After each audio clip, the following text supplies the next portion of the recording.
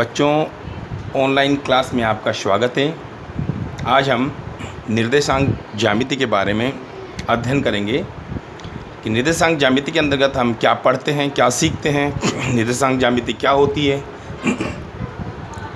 तो बच्चों, कि किसी भी समतल में अगर किसी बिंदु की हमें स्थिति निर्धारण करनी है तो उसका अध्ययन हम निर्देशांक ज्यामिति के अंतर्गत करते हैं। जैसे हम ये मान लेते हैं ये एक समतल है, इसमें कोई बिंदु है, यहाँ पे बिंदु ले लिया मैंने, कोई बिंदु ए। इस बिंदु की हमें क्या करनी है, स्थिति का निर्धारण करना है कि ये बिंदु ए इस समतल में कहाँ स्थित है। तो हम इस बिंदु की स्थिति का निर्धारण सही ढंग से अभी नहीं कर पाएंगे जब तक हमारे पास कोई सही तरीका ना हो। हम क्या कह सकते हैं कि बिंदु कागज़ के कोने में स्थित है, या हम कह सकते हैं थोड़ा ऊपर की ओर है, लेकिन हम सही स्थिति का निर्धारण नहीं कर सकते।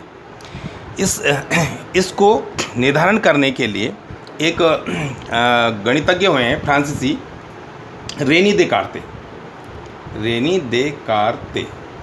इन्होंने बहुत इंटरेस्टिंग तरीका बताया किसी बिंदु की किसी समतल में स्थिति के निर्धारण के लिए। इन्हें बहुत अच्छा और एक इंटरेस्टिंग मेथड बताया। उन्होंने क्या किया कि दो लंबवत रेखाएं ली,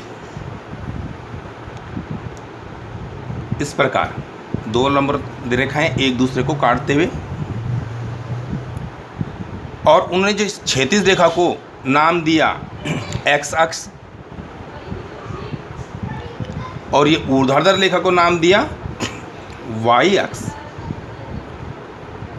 इसे एक्स डैश भी कहा गया, एक्स डैश या वाई डैश। और जहाँ ये दोनों रेखाएं एक दूसरे को काटेंगी उन्हें कहा गया, उस बिंदु को कहा गया, ओ से डिनोट किया गया, उसे मूल बिंदु ओरिजिन कहा गया। अब उन्होंने बताया कि इन दोनों रेखाओं की सहायता से किसी भी बिंदु की स्थिति का निर्धारण बहुत अच्छी तरीके से किया जा सकता है। कि हम देख सकते हैं कि यह बिंदु इन दोनों रेखाओं से कितनी दूर है। इस तरह से उन्होंने इस बिंदु का निर्धारण किया।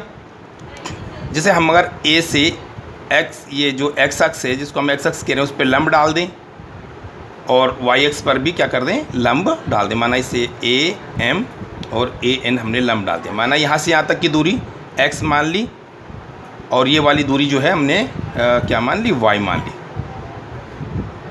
तो ये जो बिंदु ए था, इस बिंदु की स्थिति यहाँ से मूल बिंदु से जो एक्स अक्ष पर चली गई दूरी है ये है एक्स, और जो वाई अक्ष पर चली गई ये दूरी वाई। तो रेनी देकार्ते ने बताया कि किसी भी बिंदु की स्थिति दो वास्तविक रेखाओं के कर्मित युग्म द्वारा दर्शाई जाती है। इस बिंदु को हम जैसे एक्स वाई लिया, इसे हम निर्देशांक कहते हैं। निर्देशांक उस बिंदु का निर्देशांक कि एक्स अक्ष से कितनी दूर है, एक्स अक्ष पर कितनी दूर है और वाई अक्ष पर कितनी दूरी पर है। तो इस तरह से रेनी देकार्ते ने किसी बिंदु की स्थिति का निर्धारण किस प्रकार किया जाता है, इन दो लंबवत रेखाओं के द्वारा करना बताया। अब इस संबंध में हम कुछ और जानकारियाँ पढ़ेंगे। जैसे आपको पहले बता ही दिया कि जो क्षैतिज रेखा है उसे हम एक्स अक्ष कहते हैं, जो ऊर्ध्वाधर रेखा है उसे वाई अक्ष कहते हैं, और जहाँ दोनों रेखाएं एक दूसरे को काटती हैं वो हमारा मूल बिंदु हो जाता है। अब इसमें हम थोड़ा सा और भी देख रहे हैं कि जब ये दोनों रेखाएं एक दूसरे को काटती हैं तो एक चतुर्थांश ये बन रहा है, दूसरा चतुर्थांश ये है, तीसरा चतुर्थांश ये है, चौथा चतुर्थांश ये। तो इसे बोला जाता है प्रथम चतुर्थांश। प्रथम चतुर्थांश इसे बोला जाता है द्वितीय या सेकंड चतुर्थांश, और ये हो जाएगा थर्ड, और ये हो जाएगा फोर्थ चतुर्थांश।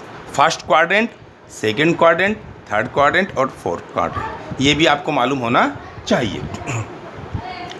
और दूरियां जो मूल बिंदु से जो दाहिनी ओर चली गई दूरी है वो धनात्मक ली जाती है, और मूल बिंदु से बाईं ओर चली गई दूरी को ऋणात्मक लिया जाता है।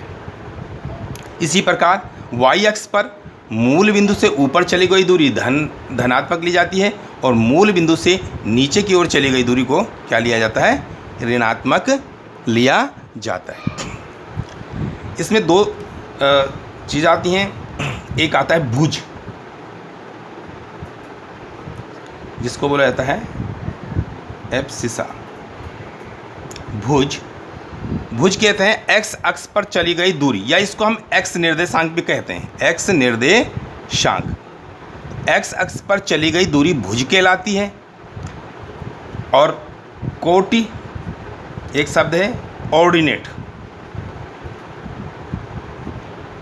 वाई अक्ष पर चली गई, ये वाई निर्देशांक कहला जाएगा, इसका वाई निर्देशांक। तो वाई अक्ष पर चली गई दूरी क्या कहलाएगी, कोटि कहलाएगी। एक्स अक्ष पर चली गई दूरी को हम क्या कहते हैं, भुज कहते हैं, और वाई अक्ष पर चली गई दूरी को क्या कहते हैं, कोटि कहते हैं। इसको थोड़ा और समझेंगे हम।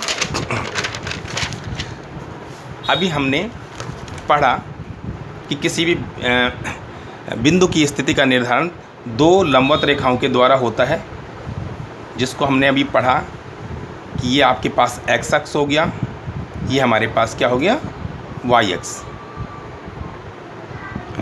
वाई अक्ष। इसे हम एक्स डैश लिख लेते हैं, इसे वाई डैश लिख लेते हैं। जहाँ पे दोनों रेखाएं एक दूसरे को काटती हैं वो हमारा मूल बिंदु हो जाता है, उसे ओ से लिखते हैं। आपने पढ़ा इसे प्रथम चतुर्थांश, इसे द्वितीय चतुर्थांश, इसे तृतीय चतुर्थांश, इसे चतुर्थ चतुर्थांश, फर्स्ट कोऑर्डिनेट, और यहाँ पे हो जाएगा सेकंड क्वाड्रेंट और थर्ड क्वाड्रेंट और फोर्थ क्वाड्रेंट, ये 4 क्वाड्रेंट बन गए। उसके बाद हमने बताया था कि मूल बिंदु से इधर जो दूरी होगी दाहिनी ओर धनात्मक ली जाएगी एक्स एक्सिस पे, और बाईं ओर चली गई दूरी ऋणात्मक ली जाएगी। मूल बिंदु से वाई अक्ष पर ऊपर चली गई दूरी धनात्मक और नीचे चली गई दूरी ऋणात्मक ली जाएगी। तो हम देखेंगे कि जो भी बिंदु अगर प्रथम चतुर्थांश में आएगा तो उसके जो निर्देशांक होंगे वो धन होंगे, क्योंकि पहले किसी बिंदु का निर्देशांक वो है भुज और कोटि से लिखा जाता है, भुज कोमा कोटि। अगर किसी बिंदु का निर्देशांक लिखना है हमें, बिंदु का निर्देशांक, तो किससे लिखा जाता है, भुज कोटि। मतलब पहले एक्स अक्ष पर चली गई दूरी और उसके बाद वाई अक्ष पर चली गई दूरी। तो यहाँ देखेंगे इस चतुर्थांश में पहले एक्स अक्ष पर चलेंगे धन, फिर वाई अक्ष पर चलेंगे फिर धन, तो ये इस वाले चतुर्थांश में जो भी बिंदु आएंगे सब धन आएंगे, धन। इधर देखेंगे पहले एक्स अक्ष पर चलेंगे ऋण और फिर वाई अक्ष पर चलेंगे धन, तो इस वाले चतुर्थांश में अगर जो भी बिंदु आएगा उसके निर्देशांक होंगे ऋण धन में, पहले ऋण फिर धन। ये तृतीय जो चतुर्थांश है हमारा, थर्ड क्वाड्रेंट, इसमें देखेंगे कि एक्स अक्ष पर चली गई, पहले एक्स अक्ष पर चलेंगे माइनस और फिर वाई अक्ष पर माइनस, तो इस तृतीय चतुर्थांश में जो बिंदु आएगा वो आएगा ऋण माइनस। और चतुर्थांश में पहले एक्स अक्ष पर चली गई दूरी धन और फिर वाई अक्ष पर चली गई दूरी ऋण, तो इस जो चतुर्थांश में जो बिंदु आएगा उसका पहला निर्देशांक धन में, उसके बाद ऋण में आएगा। तो ये जानकारी होनी चाहिए। इसके अलावा हम यहाँ पे देखेंगे ग्राफ के द्वारा कुछ बिंदुओं को दर्शाएंगे। यह मैंने यहाँ पे एक ग्राफ खींचा हुआ है, कुछ बिंदुओं को हमने इस पे दर्शाना। जैसे हमने कहा 2 3 ऋण 1 5 ऋण 3 ऋण 2 ऋण 5 4 3 ऋण 6, इन बिंदुओं को हमें इस ग्राफ पेपर पर दिखाना है। अब देखेंगे ये हमारा एक्स अक्ष है और ये हमारा वाई अक्ष है, ये हमारा मूल बिंदु हो गया। मूल बिंदु के निर्देशांकों को 0 0 से लिखते हैं। अब पहला बिंदु है 2 3, तो 2 3 तो पहले एक्स अक्ष पर चली गई दूरी, तो हमने यहाँ पे ये जो ग्राफ पेपर है यहाँ 1 1 सेंटीमीटर पर क्या होते हैं, दूरियों पर रेखाएं खींची होती हैं।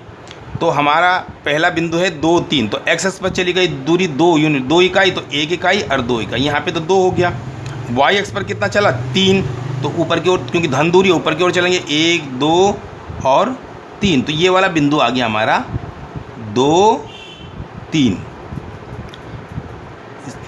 दूसरा बिंदु था ऋण 1 5, तो ऋण 1 हमने कहा पहले एक्स अक्ष की ऋण दिशा में जाना है, हमने एक्स अक्ष की ऋण दिशा पर ऋण 1 इधर चले, फिर धन है 5, तो 1 ऊपर चलेंगे 2 3 4 5, तो यहाँ पे बिंदु आया आपके पास ऋण 1 और 5।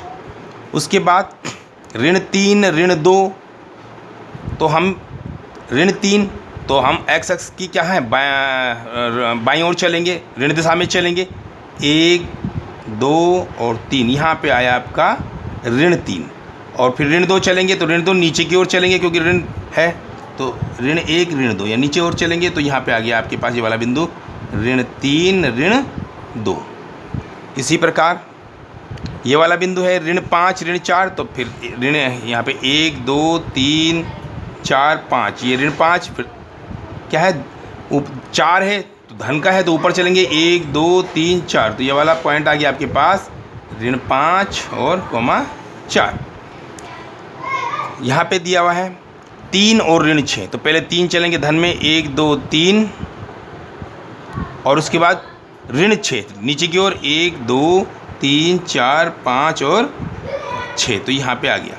तो इस प्रकार ये वाला बिंदु आ गया आपके पास 3 ऋण 6। तो इस प्रकार हम किसी भी बिंदु की स्थिति का निर्धारण इसके द्वारा कर सकते हैं।